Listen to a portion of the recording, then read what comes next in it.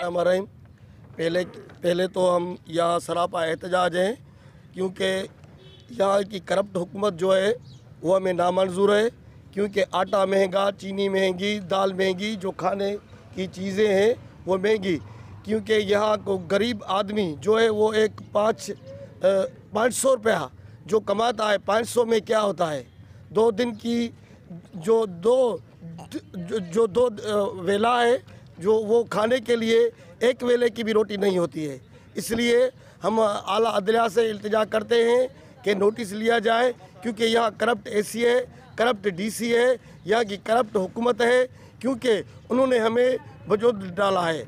इसलिए हमें आला अदलिया से, चीफ जस्टिस से ये अर्ज़ रखते हैं कि नोटिस लिया जाए, क्योंकि यहाँ जो गोदाम है सरकारी वो भरे पड़े हैं, उनको खोला जाए और उनको सील किया जाए। और चीफ ऑफ आर्मी से हम इल्तिजा करते हैं, जो करप्ट ये जो नामराद शाह जो है, इसका नोटिस लेके सोमोटो और उसको गिरफ्तार करके इंक्वायरी की जाए। निकले पहले तो हमने 5 रोज़ा जो है ना एहतजाज किया था, तो महंगाई थी। अभी जो है अभी पेट्रोल उन्होंने बढ़ाया है, तो पेट्रोल तो छोड़ो, पेट्रोल तो आम चीज़ नहीं है। आम चीज़ है जो आटा है वो बिल्कुल महंगा हो गया है। महंगा भी इतना हो गया है कि गरीब के खाने से दूर हो गया है।